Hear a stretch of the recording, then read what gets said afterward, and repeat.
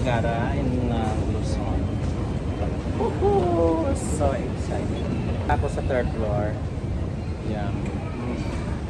I'm going to meet my colleague. Yeah.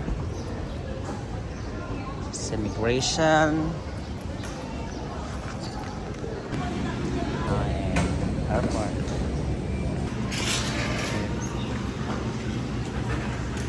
Gawin ko na yung kasama ko sa gate number 2. Ayan. Ako ng gate number 3. Ito na yung kasama ko. Hi!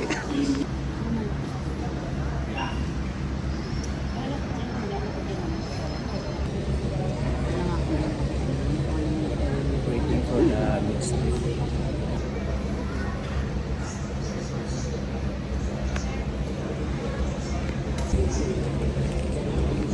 And the right home is like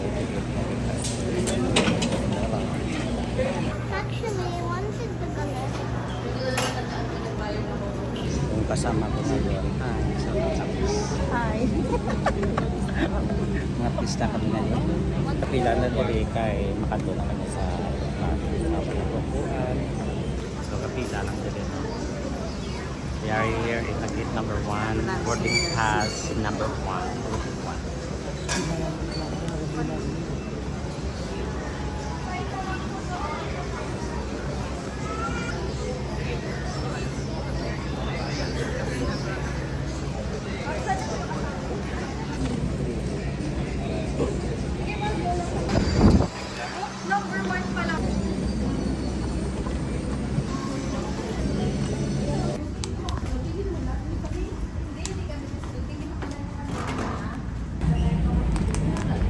Pasakay na sa reklamo.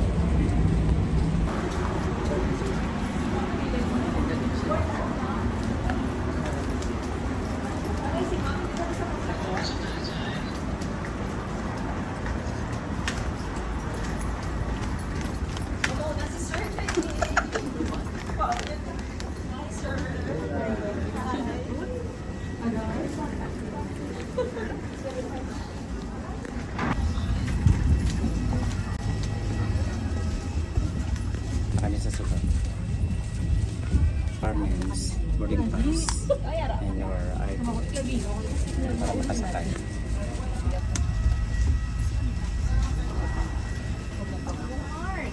Hello. Nung Mark, una na po. Yes, ma'am. Hindi, ipatugan pa siya.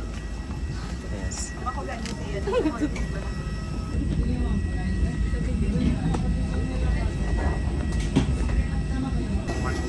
On to Manila.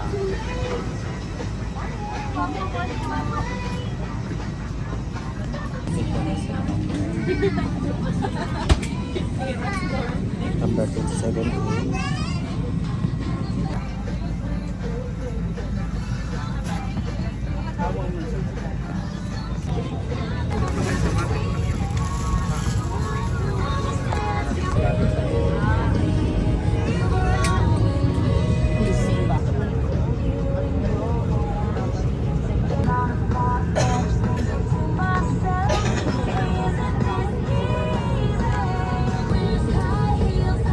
Devices, bago dito. We are about to close the meeting. Lilipat na po yung aeroplano, guys. Hello everyone, this is Princess and together with my team, Josh, Jeanne, Brad, and Nicole, we welcome you aboard Cebu Pacific. Making is Captain Ramos Sayaman. He'll be assisted by First Officer Aldrin Rees. Our flying time is approximately 55 minutes. Alipad na ito ay pinangunahan ni Kapitan Ramos Sayaman sa tulong ni unang opisyal Aldrin Rees at tayo po ay lilipad na mahigit kumulang 55 minuto. At this moment, please direct your attention to your fasten, push hand together. Tighten seatbelt by pulling those in and to unfasten, lift up and buckle and pull free and to release.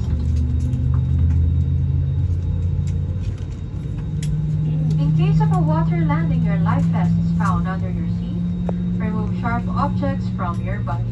To don, slip vest over the head. Take tape around the waist and push and to buckle. Pull tape to tighten. When outside the aircraft, pull inflation tag to inflate vests. Manual inflation is done by means of the red tube, blow to increase air, and push pin inward to release air. Light will automatically illuminate once the battery is immersed in water. Do not inflate the life vest inside the aircraft, and please be reminded that unauthorized removal of life vests from the aircraft constitutes theft and is punishable by law. In case of rapid change in cabin pressure, oxygen mask will automatically drop from the compartments above you. Immediately grab the mask and pull it towards you. Put it over your nose and mouth. Pull elastic band sideways for snug fit and breathe normally. Put your own mask first before assisting others and keep it on until you're advised to remove it.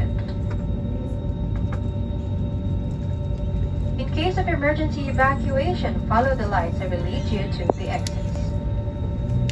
For further information, please refer to the passenger briefing card found in your seat pockets.